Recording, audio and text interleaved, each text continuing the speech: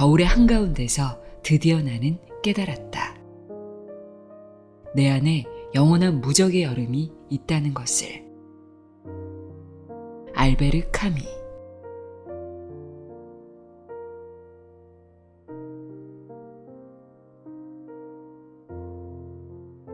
안녕하세요. 나의 소리책 갈피 소리내어 읽다입니다. 오늘은 내 안의 회복 탄력성을 일깨우는 10가지 방법을 제시하는 책입니다.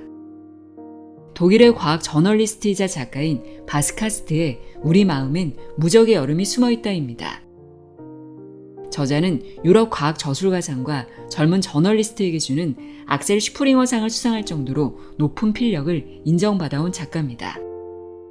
전작인 내 몸의 이론 식사를 하고 있습니까는 2018년 독일 올해의 과학책에 선정되었으며 100만 부 이상이 판매되고 20개 이상의 언어로 번역되는 등 큰 성공을 거두었다고 합니다. 이 책은 작가로서 큰 성공을 거둔 뒤 꿈을 이루었음에도 우울감에 시달리던 저자가 건강한 마음을 회복할 과학적 방법을 직접 연구하고 체험한 내용이 담겨 있습니다. 저자는 오늘날 도시 생활은 신체 건강과 정신 건강에 모두 부담을 준다고 말합니다. 종일 수렵과 채집 활동을 하도록 설계된 인간의 신체에 적합하지 않은 생활 양식에다 패스트푸드와 정크푸드를 쉽게 접하게 되면서 균형 잡힌 식단과도 거리가 멀어졌다고 지적합니다. 문제는 운동 부족과 건강하지 못한 식단이 만성염증의 원인이라는 겁니다. 만성염증은 우리를 울적하게 만들어 집에서 쉬도록 하는 질병 행동을 유발하는 데다가 뇌에 번졌을 때는 감정 조절 능력을 하는 해마에서 새로운 신경이 형성되는 것을 막아 기분에 좋지 않은 영향을 끼친다고 합니다. 이 책은 몸과 마음 두 챕터로 구성되어 있는데요. 오늘은 신체적 방법을 중심으로 마음을 치유하고 단련하는 방법을 알려주는 첫 번째 챕터인 몸에 대한 부분 읽어드리려고 합니다. 지중해식 식단과 오메가3, 폴리페놀, 커큐민 등 항염증 효과가 탁월한 성분이 함유된 음식과 적절한 운동이 염증 수치를 줄여 마음까지 건강하게 만든다는 내용 전해드리도록 하겠습니다. 신체적으로 건강하면 마음의 저항력도 높아진다고 이야기하는 바스카스트의 우리 마음엔 무적의 여름이 숨어있다. 내용의 일부를 읽어드립니다. 귀 기울여 들어보세요.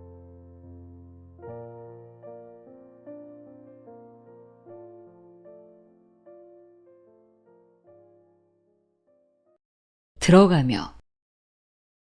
무엇이 우리를 다시 강인하게 해줄까? 당신은 지금 힘이 하나도 없고 의기소침한 채로 또는 우울한 채로 대체 이런 상태에서 어떻게 벗어날 수 있을지 알 수 없어서 이 책을 손에 집어 들었는지도 모른다. 내가 확실히 말할 수 있는 것은 지금 당신에겐 보이지 않을지라도 출구가 있다는 사실이다. 기분이 밝아지고 마음이 더 단단해지고 새로운 힘과 생명력을 얻는 방법과 길이 분명히 있다. 어떤 방법이 있을까? 이것이 바로 이 책의 주제이다.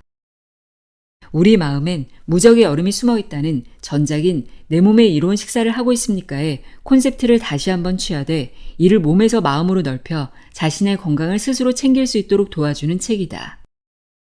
이 책을 통해 몸과 마음은 동전의 서로 다른 면과 같다는 사실을 깨닫게 될 것이다.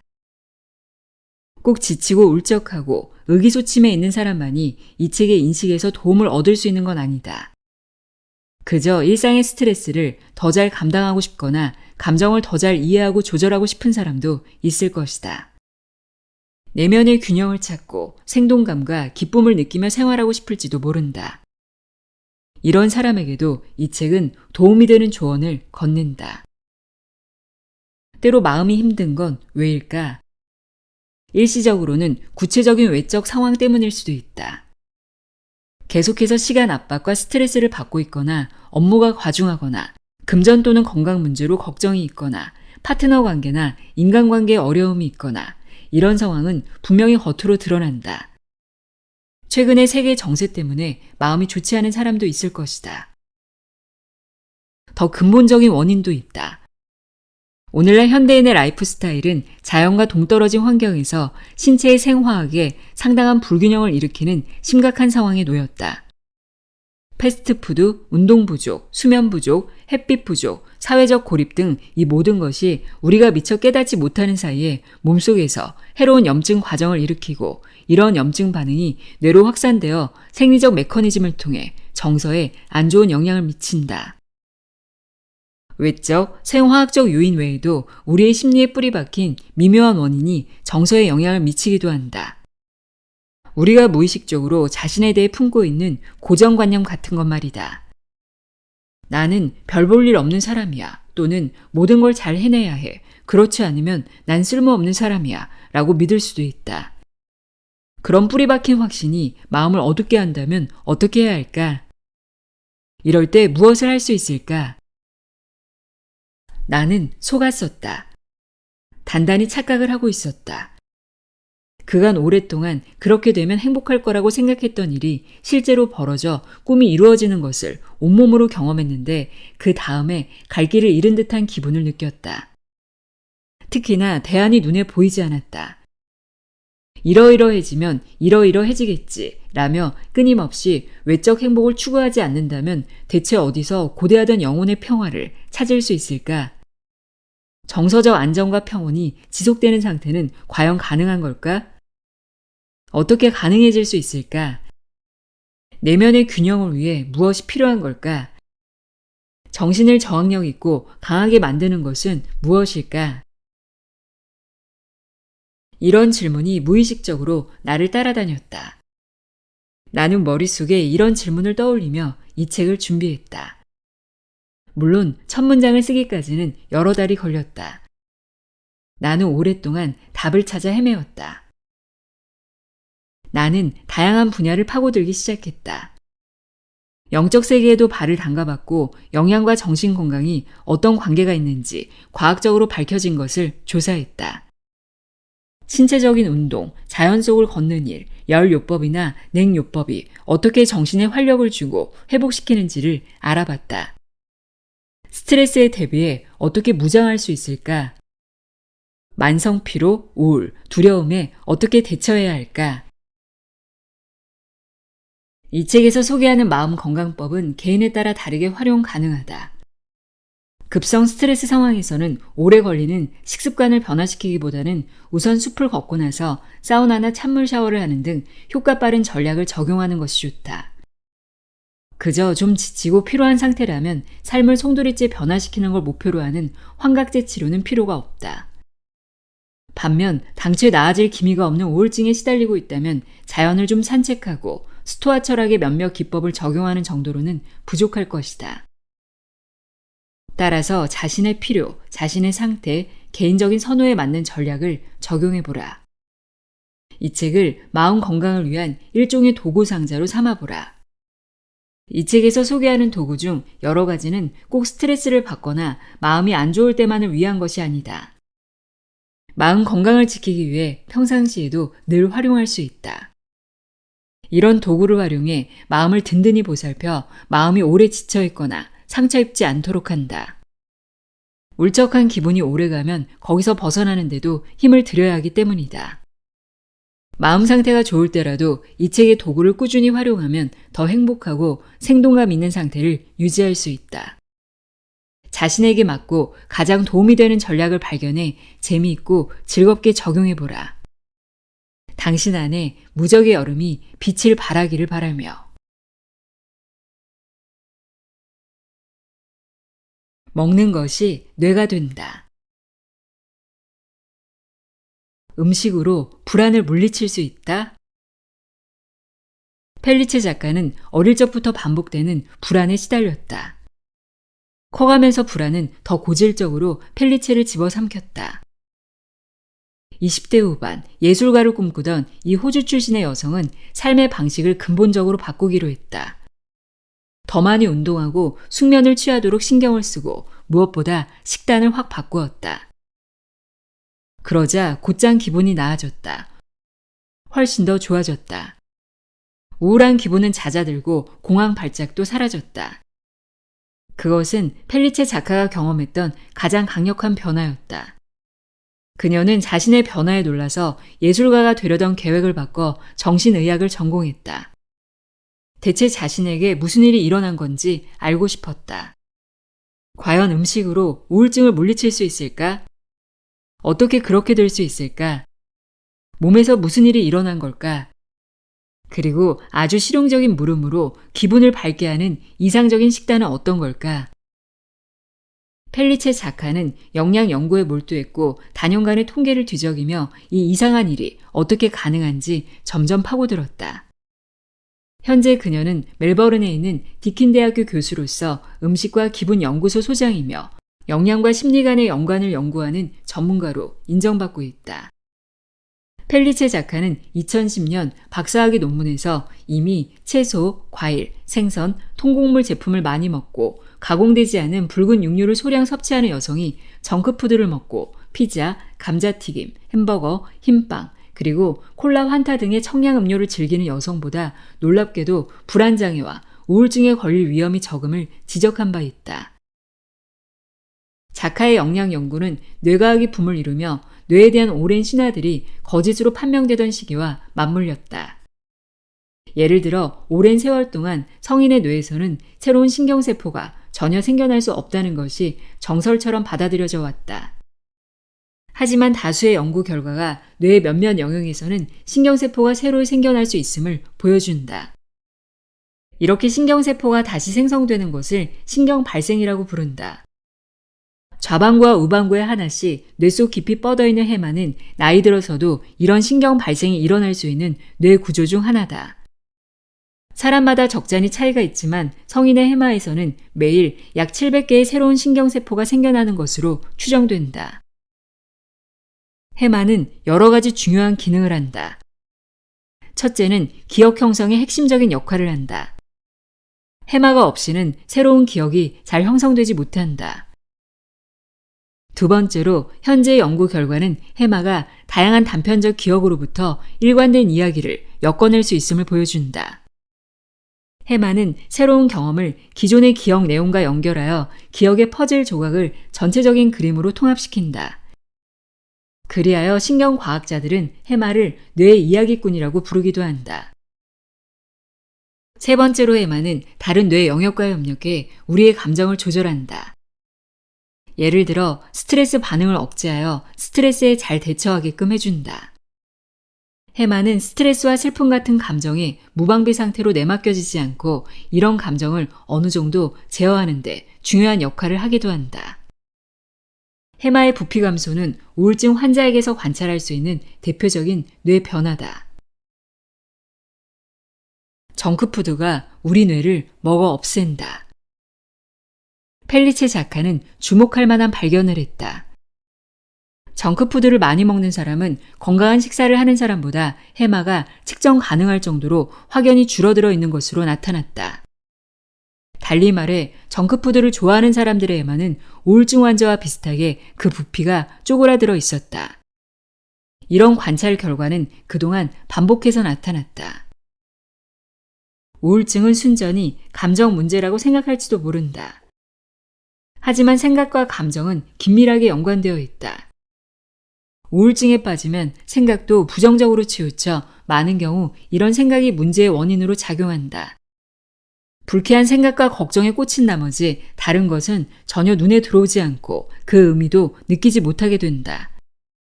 다른 사람도 직업 활동이나 전에 즐거웠던 활동도 눈에 들어오지 않는다. 머릿속에 상주하는 내면의 비판자는 계속해서 우리를 괴롭힌다. 우리가 얼마나 실패한 인간 내지 나쁜 인간인지, 이 모든 일이 얼마나 의미가 없는지를 곱씹는다. 이렇게 생각을 계속해서 곱씹는 것을 반추라 부른다. 반추는 우울증의 결정적인 원인이다. 그러므로 뇌 속의 이야기꾼인 해마에겐 새로운 신경세포들이 필요한데 이런 정신적 재생이 결여되면 우리가 영원히 맴도는 생각에서 벗어나지 못할 수도 있다는 의심은 어느 정도 합당해 보인다. 한편 좋은 소식은 건강한 식생활, 피트니스 프로그램, 해동요법 같은 것이 해마에 영향을 미칠 수 있다는 것이다. 질 좋은 식단은 머릿속의 해마를 빠릿빠릿하게 만들어 신경 발생을 자극함으로써 정신적 경직과 과도한 반추로부터 우리를 지켜줄 수 있다. 해마가 튼튼하면 스트레스 회복력이 높아지며 나아가 건강한 식생활은 일상적 스트레스에도 더 잘 대처하게끔 하여 균형 잡힌 마음으로 살아가는 데 도움을 준다. 뇌수명을 연장하는 지중해 식단의 비밀. 지중해식 식단은 매우 흥미롭다. 우리 머릿속엔 보통 늘 지방 공포증 같은 것이 존재한다. 독일 영양협회처럼 권위 있는 영양 관련 기관들 또한 예나 지금이나 저지방 식단을 권장한다. 그런데 수많은 연구가 거듭 확인하듯 지중해식 식단은 가장 건강한 식사법에 속하는데도 알다시피 지방을 적지 않게 쓴다. 특히 질 좋은 올리브유를 듬뿍 사용하는 것이 지중해식 요리다. 여기에 견과류, 씨앗, 지방이 풍부한 생선 또는 치즈도 더해진다. 지중해식 식단의 가장 좋은 점은 맛이 좋아서 오랜 기간 무리 없이 이 식사법을 애용할 수 있다는 점이다. 나라마다 좀 다르지만 전통적인 지중해식 식단은 대체로 다음과 같이 구성된다. 채소, 콩, 과일을 충분히 먹는다. 통곡물빵, 통곡물 파스타 등 통곡물 제품을 우선시한다. 각종 견과류와 씨앗을 정기적으로 섭취한다. 엑스트라 버진 올리브유를 매일 최소 4큰술 섭취한다. 우유를 줄이고 요구르트와 치즈 등 발효유 제품을 우선시한다. 생선을 일주일에 여러 번 섭취한다. 붉은 육류보다 흰살 육류를 섭취한다. 달콤한 디저트는 극도로 줄이고 디저트는 주로 과일로 대체한다. 로즈마리, 백리안 같은 허브, 계피, 마늘을 양념으로 풍성하게 활용한다. 종종 식사에 와인을 적당량 곁들인다. 허용량은 여성은 최대 1잔, 남성은 최대 2잔이다. 대규모 메타 분석에 따르면 지중해식 식단은 우울증 위험을 30% 정도 줄여준다고 한다. 해마를 튼튼하게 만드는 식단의 과학적 효과. 연구자들은 주로 지중해식 식생활을 하는 사람들의 경우 다른 식생활을 하는 사람들보다 특정 뇌 영역이 나이를 먹어도 많이 쪼그라들지 않는다는 것을 발견했다. 어떤 영역이 이에 포함될까? 그렇다. 바로 해마가 포함된다. 한마디로 말해 지중해식 식사를 하는 사람들은 더 커다란 해마와 더 나은 정서 상태를 기대할 수 있다. 건강한 음식이 곧 마음의 양식이다. 한 연구에서 뉴질랜드 연구자들은 10대 청소년 약 280명의 일기를 뒤져 그들이 무엇을 먹었고 기분은 어땠는지를 확인했다. 그렇게 일기를 분석한 결과 평소보다 과일과 채소를 더 많이 먹었을 때 청소년들의 마음이 더 편안하고 행복하며 열정이 넘쳤던 것으로 나타났다. 이런 결과에 고무된 이 연구팀은 한 그룹의 청소년들에게 2주간 매일 과일과 채소를 2접시씩 건네며 평소와 같은 식생활을 하면서 과일과 채소를 추가로 섭취하도록 했다. 그러자 이들 청소년은 그 기간이 지나면서 점점 더 생기있고 적극적이고 의욕이 넘치는 상태가 되었던 반면 식생활을 바꾸지 않은 대조군의 경우는 그런 일이 전혀 일어나지 않은 것으로 나타났다. 몇 년간에 걸친 자료를 대규모로 분석한 연구에서도 비슷한 결과를 관찰할 수 있었다. 우울증이 없는 사람들이 과일과 채소를 더 많이 먹기 시작하자 시간이 지나면서 더 행복감을 느꼈고 삶이 더 만족스럽다고 스스로 평가했다. 연구를 종합할 때 건강한 식생활은 우울증이 있을 때만 뇌와 정신에 긍정적으로 작용하는 것이 아니고 일반적으로 정서 상태를 개선하고 기분을 나아지게 한다. 펠리체 작가가 식단 실험을 하며 환자들의 뇌까지 자세히 들여다본 건 아니었다. 대신 지중해 식단과 같은 건강한 식단의 주 재료들이 해마의 수축을 막아주거나 해마가 성장하도록 자극할 수 있음을 보여주는 다른 연구들이 있다. 연어, 청어, 고등어 등 지방이 많은 생선에 풍부하게 들어있는 오메가3 지방산에 대해서는 특히나 그 긍정적인 효능이 누누이 입증되었다. 여러 테스트에서 입증된 바 나이가 지긋한 사람들이 매일 오메가3가 함유된 어육 캡슐을 복용한 경우 몇 달 뒤 해마의 부피가 증가한 것을 관찰할 수 있다. 아울러 기억력도 강화된다. 그 밖에도 2,000명 이상의 피험자를 대상으로 한 26개 연구를 아우르는 최근의 메타 분석 결과 오메가3 캡슐이 실제로 우울증 완화에 도움이 된다는 사실도 드러났다. 질병 행동은 진화에 기발한 전략이다. 영양학자인 펠리체 자카의 말을 빌리면 신체는 그 안에서 모든 것이 서로 연결된 굉장히 복합적인 시스템이다. 한 부분에서 뭔가가 변하면 다른 부분에서 예기치 않은 중대한 결과를 일으킬 수 있다. 신체와 정신 또한 기본적으로는 하나로 연결되어 있으므로 문제는 더 복잡해진다. 이에 대한 중요한 예는 바로 면역계이다. 면역계는 신체 건강뿐 아니라 놀랍게도 정신 건강에도 강한 영향을 미친다. 면역계를 이야기하려면 다시 음식 이야기로 돌아갈 수밖에 없다. 그도 그럴 것이 우리가 먹는 음식으로 면역계가 공연히 경계태세에 놓이지 않도록 도울 수 있기 때문이다. 음식을 조심하면 신체뿐 아니라 정신에도 이로움을 준다. 감기를 알아본 사람은 익히 알 테지만 감기에 걸리면 콧물만 흐르는 것이 아니다. 목도 아프고 머리도 아프고 열도 나고 계속 기침이 나온다. 유감스럽게도 그게 끝이 아니다. 감기는 우리의 감정 상태와 행동도 변화시킨다. 기분이 좋지 않고 무조건 쉬고 싶다. 온종일 침대에 누워있고만 싶다. 식욕도 없고 집중도 안 되고 잠만 쏟아지고 피곤하다. 무조건 쉬고 싶고 몸에 힘이 하나도 없고 축 처지고 우울해진다. 정말 다운된다. 궁금하다. 진화는 왜 이런 걸 고안했을까? 몸이 아픈 것도 힘든데 왜 그에 더해 우울해지기까지 할까? 만성염증을 유발하는 도시의 신경증적인 삶. 그런데 어라 생각해보면 이런 질병 행동은 감기에 걸렸을 때는 나타나지만 허리가 아프거나 이명이 있을 때는 나타나지 않는다. 질병 행동은 감염과 연관되어 있기 때문이다. 꼭 직접적으로 바이러스나 박테리아에 감염된 상태가 아니어도 말이다. 그렇다. 진짜 범인은 바로 면역계다. 면역계가 경보 상태로 옮겨가자마자 뇌는 질병이라는 프로그램으로 전환된다. 그 결과 우리는 방으로 들어가 홀로 쉬려함으로써 가족과 친구들, 즉 우리의 시족들에 대한 감염 위험을 줄인다. 그 밖에도 발달사적으로 볼 때 우리는 이런 방식으로 바깥 세상의 다른 위험에도 노출되지 않는다. 대신에 우리는 힘을 아껴 면역계를 도구로 병균을 퇴치하는 데 쓸 수 있다. 이렇게 볼 때 질병 행동은 진화에 기발한 전략이 아닐 수 없다. 질병 행동을 유발하는 것이 우리 몸의 방어 시스템이라는 사실은 수많은 의료적 치료에서 잘 알려져 있으며 그 모든 치료의 공통점은 바로 면역력을 활성화한다는 점이다. 단순한 감기에만 걸려도 면역계가 동원된다.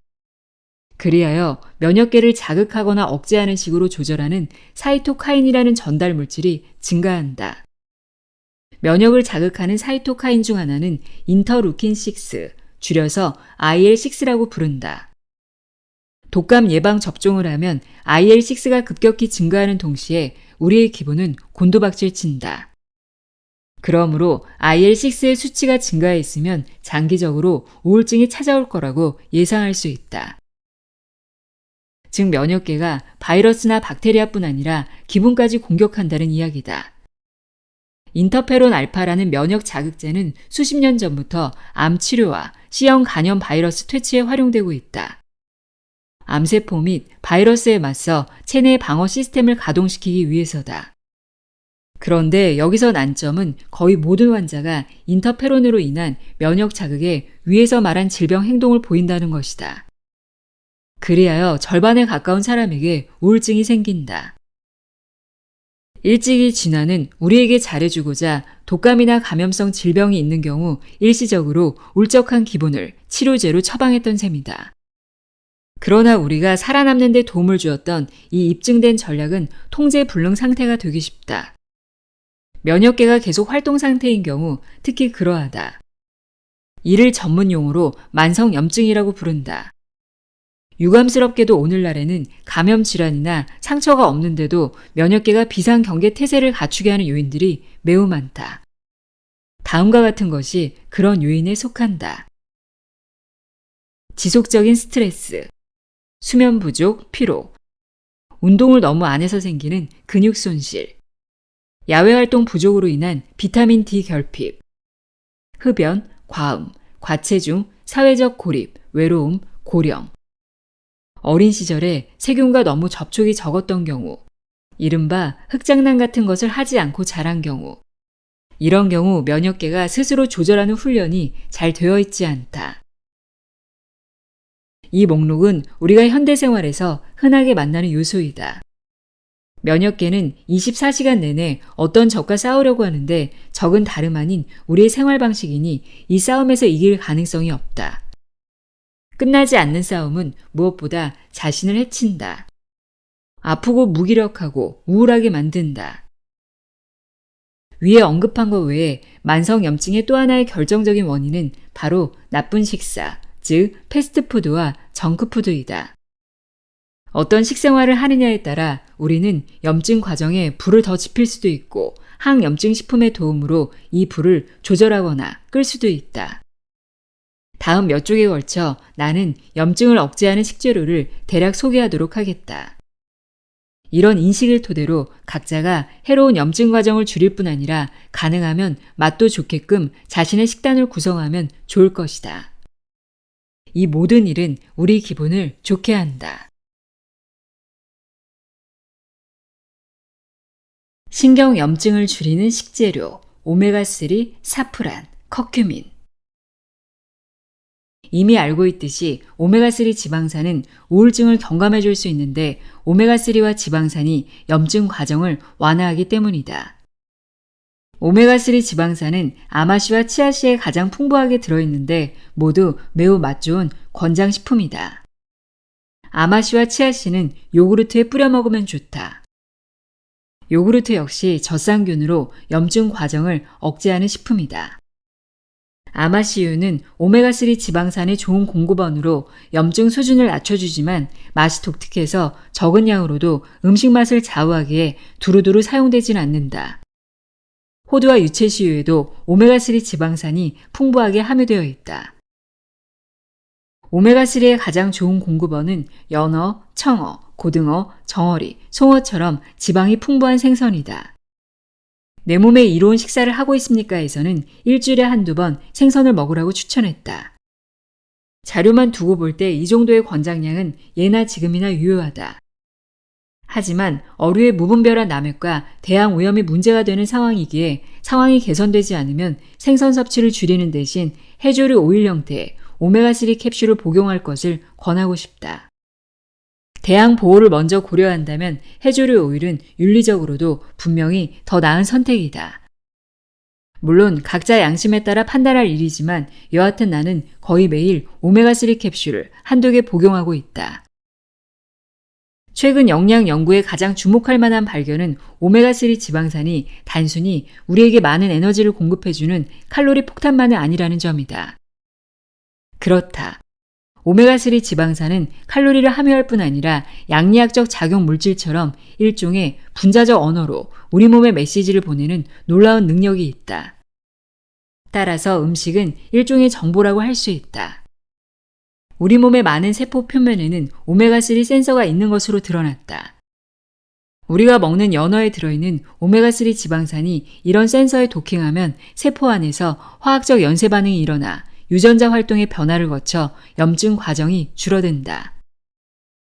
종일 실내에 앉아 자연을 멀리하고 햇빛도 안 쏘이고 운동도 하지 않고 잠도 조금 자고 스트레스는 왕창 받고 게다가 정크푸드까지 먹으면 이런 부자연스러운 생활 방식 때문에 생긴 만성 염증 과정이 뇌에까지 번질 수 있다. 이를 신경염증이라 부른다. 이렇게 볼 때 기분 저하나 우울증도 일종의 뇌염증이며 특히 전전두엽이나 해마가 이에 연루되어 있을 가능성이 크다. 중증 우울증에 시달리다 자살한 사람들의 뇌를 들여다보면 감정과 사고 조절에 중요한 역할을 하는 이 두 영역에서 종종 신경염증 징후가 선명하게 발견된다. 면역계를 자극하는 사이토카인은 그 밖에도 해마에서 새로운 신경세포가 형성되는 것을 직접적으로 억제할 수 있다. 이는 염증 과정이 우울증 환자에게서 전형적으로 관찰되는 해마의 수축을 일으킬 수 있다는 뜻이다. 오메가3 지방산은 염증 과정을 완화함으로써 해마의 신경 발생을 촉진하고 이를 통해 기분을 향상시킨다. 항염증 작용 물질의 공급원이면서 맛도 좋은 또 하나의 식품은 바로 올리브유이다. 질 좋은 올리브유를 마시면 목에서 넘어갈 때 톡 쏘듯 따끔거린다. 이 사실을 발견한 것은 한 연구자의 신선한 착상 덕분이었다. 언젠가 한 연구자가 소염 진통제, 이부프로펜이 질 좋은 올리브유와 비슷하게 목을 넘어갈 때 톡 쏜다는 사실에 주목했다. 그 연구자는 그 일을 자세히 연구했고 올리브유에 함유된 올레오칸탈이라는 성분이 체내에서 이부프로펜과 똑같이 염증 신호 경로를 억제한다는 걸 발견했다. 물론 이부프로펜보다는 훨씬 효과가 약하지만 말이다. 냉압착 올리브유 50g은 보통의 이부프로펜 정을 복용했을 때의 10%에 해당하는 효과를 발휘한다. 그러므로 우울증을 완화하는 지중해식 식단의 효과는 무엇보다 올리브유가 가진 치료 효과를 통해 뒷받침된다고 볼 수 있다. 독성 물질을 방어하는 폴리페놀의 효능.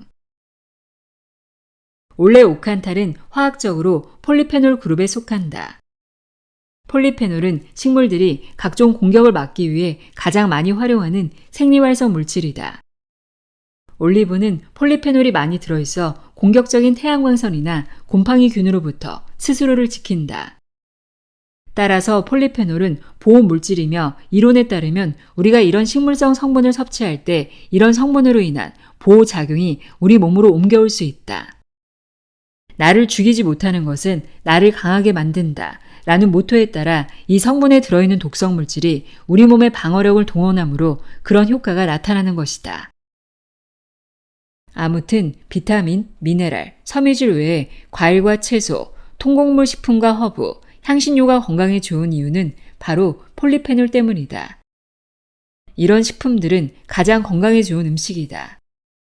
폴리페놀은 많은 경우 항염증 효과도 발휘한다. 따라서 항염증 식단의 기본은 바로 가공되지 않은 형태의 식물성 식품이다. 최근 학자들은 각각의 영양소와 식품이 항염증 효과를 낼 수 있을지를 부지런히 연구했다. 이에 따라 토마토를 먹거나 차를 마시는 행동이 염증 수준을 높이는지 낮추는지 등에 관한 연구 결과들이 쏟아져 나왔다. 이들 연구 결과를 종합하면 다양한 식품에 대한 일종의 염증 순위가 나오고 이를 통해 어떤 성분과 식품이 염증 과정을 일으키거나 반대로 완화하는지를 대략 알 수 있다. 염증과 관련한 순위표는 여러 개 나왔다. 이 책에서는 그중 두 가지 중요한 순위표를 소개하고자 한다. 첫 번째 순위표는 수백 개의 연구의 기초에 각각의 영양소가 염증을 촉진하는지 완화하는지를 표시해준다. 두 번째 순위표는 600명 이상 실험 참가자의 자료를 바탕으로 작성된 것으로 구체적인 식품명과 함께 비만이나 운동 같은 라이프 스타일 요인에도 순위를 매겼다. 두 순위표를 참고하면 개인적인 항염증 식단을 좀 더 구체적으로 작성할 수 있을 것이다. 두 순위표의 중요한 점은 다음과 같다. 토마토를 비롯해 당근, 복숭아, 만다린, 오렌지처럼 노란색과 주황색 폴리페놀이 함유된 채소와 과일은 항염증 효과가 뛰어나다. 이런 폴리페놀을 플라본 그리고 이소플라본이라고 부른다. 렌틸콩, 병아리콩, 콩, 특히 대두도 이소플라본을 많이 함유하고 있다. 파슬리는 노란색은 아니지만 많은 플라본을 함유하고 있다. 샐러리, 브로콜리, 로즈마리, 타임도 플라본의 좋은 공급원이다. 그 외 사과와 배, 블루베리, 딸기, 라즈베리, 체리 등의 베리류도 권장된다.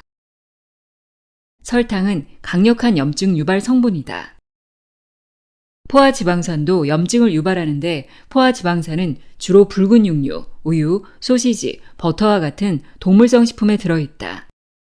펠리체 자카는 풀을 먹고 자란 붉은 고기를 가공하지 않은 형태로 일주일에 여러 번 적당량 섭취할 것을 권장한다. 산업적으로 대량 생산된 육류와는 달리 이런 육류에는 오메가3도 좀 더 풍부하다. 하지만 지방이 많은 생선에 훨씬 더 많은 오메가3가 함유되어 있으므로 이런 생선이 더 건강한 선택이라고 하겠다. 과도한 알코올 섭취는 건강에 해로우며 염증 과정을 촉진한다. 아울러 과음은 신경 발생을 저해하며 해마를 수축시킨다. 하지만 한 잔 또는 최대 2잔의 알코올은 염증을 억제하는 효과가 있는 것으로 보인다. 그럼에도 종합적으로 말해 건강을 생각한다면 음주는 매우 조심해야 한다. 최신 연구 결과에 따르면 매일 술을 마시면 암 발병률이 높아지는 것으로 나타났다. 그러므로 알코올 섭취는 일주일에 기껏해야 2-3번, 여성은 1잔, 남성은 최대 2잔 정도로 그치는 것이 좋다. 그 이상은 해롭다. 차는 항염증 효과가 굉장히 뛰어나다. 무엇보다 녹차, 캐모마일차, 보이차가 좋다. 보이차는 왕왕은 몇 년에 걸쳐 숙성된 젓갈색의 중국차로 지방 연소와 체중 감량에 효과가 있다. 내 개인적인 느낌으로는 유감스럽게도 보이차는 차보다는 약에 가까운 맛이 나는 듯하다. 보이차를 마시고자 한다면 미미한 독소가 있을 수 있으므로 중국에서처럼 처음 우린 물은 버리고 젖은 찻잎을 2번째로 우려낸 차를 마시도록 한다. 미네랄과 관련해 마그네슘은 항염증 효과가 탁월한 것으로 알려졌지만 이는 단순히 건강한 음식은 늘 마그네슘을 풍부히 함유하고 있기에 그렇게 여겨지는 것일 수도 있다. 마그네슘은 무엇보다 시금치, 콩, 통곡물 제품, 두부에 많이 들어있다. 하지만 내가 보기에 가장 맛 좋은 마그네슘 공급원은 캐슈너트와 다크 초콜릿이 아닐까 한다. 사프란의 염증 억제력은 첫 번째 그래픽상으로는 별로 크지 않은 듯하지만 사프란 치료가 우울증에 효과가 있을 뿐 아니라 우울증이 없는 사람들에게도 기분 개선 효과를 발휘한다는 것을 여러 실험이 입증하고 있다. 비타민 D는 염증 억제 효과를 내지만 음식에는 거의 들어있지 않다. 그렇기에 나는 계절과 개인적인 상황에 따라 매일 1000에서 2000 IU의 비타민 D3를 복용할 것을 권한다. 여름에 종종 야외에서 보내는 사람은 좀 더 적은 양을 복용해도 된다. 겨울에는 모두에게 높은 용량이 필요하다. 과체중이거나 피부가 어두운 색깔이거나 나이 든 사람들은 일반적으로 더 많은 용량을 복용해야 한다.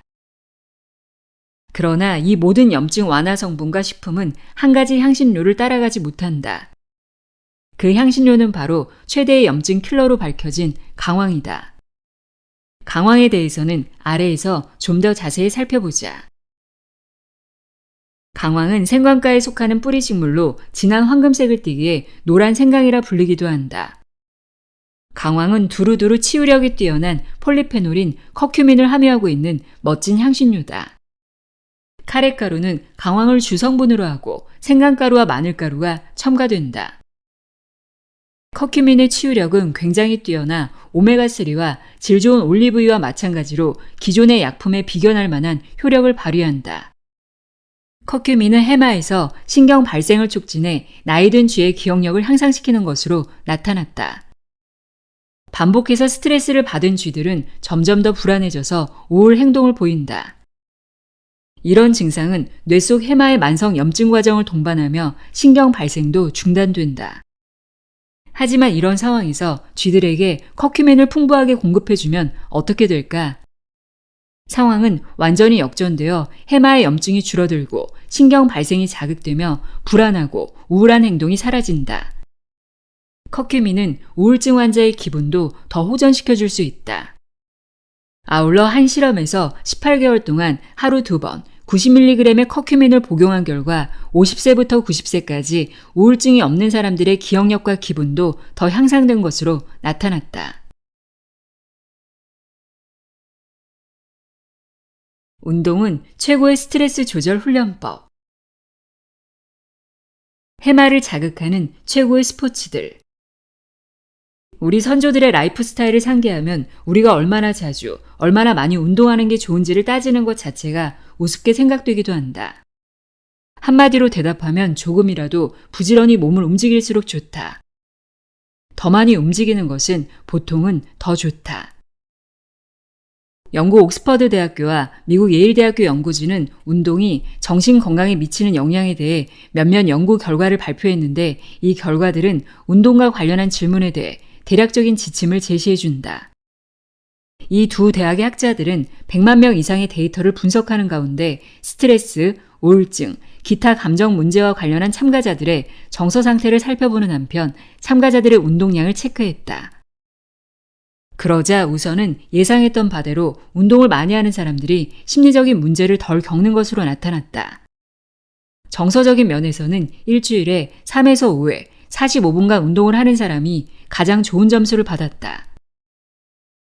이 연구에서 주목할 만한 또 다른 결과는 모든 형태의 운동이 도움이 되지만 다른 사람과 함께 어울려 배드민턴, 농구, 테니스, 축구, 핸드볼, 배구, 스쿼시, 탁구 등을 하면 특히나 정서에 유익하다는 것이다.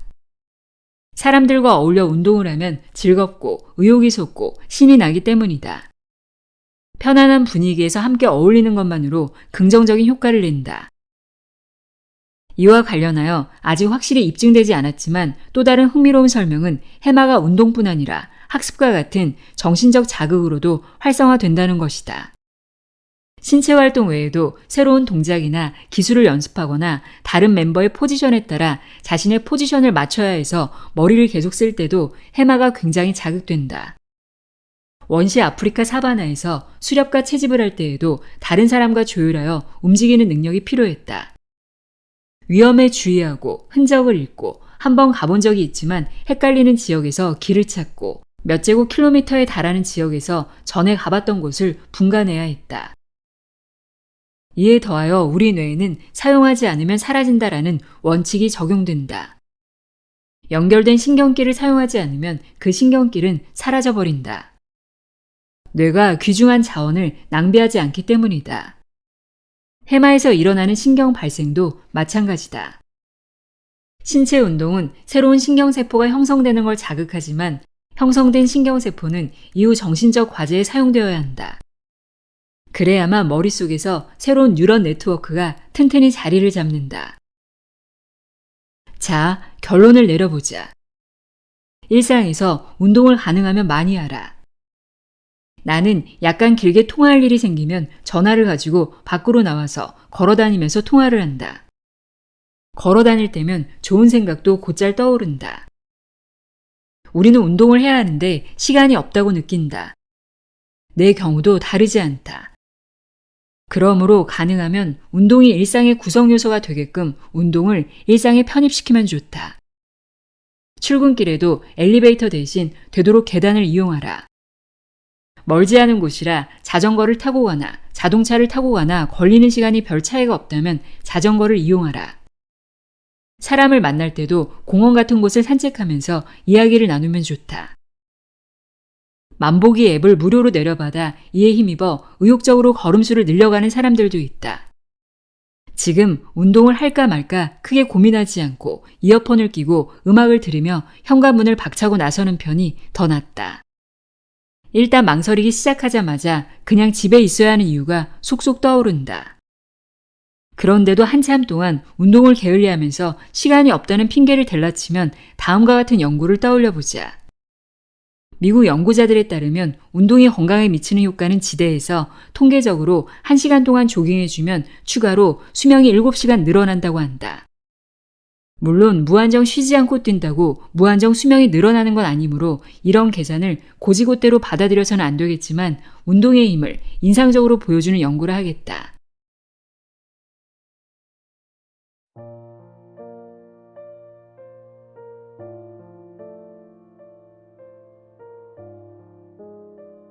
바스카스트의 우리 마음엔 무적의 얼음이 숨어있다 읽어드렸습니다. 건강한 음식과 적당한 운동이 몸과 마음을 건강하게 만들어 회복 탄력성을 높인다는 것을 알 수 있었습니다. 오늘도 긴 시간 함께 해주셔서 고맙습니다.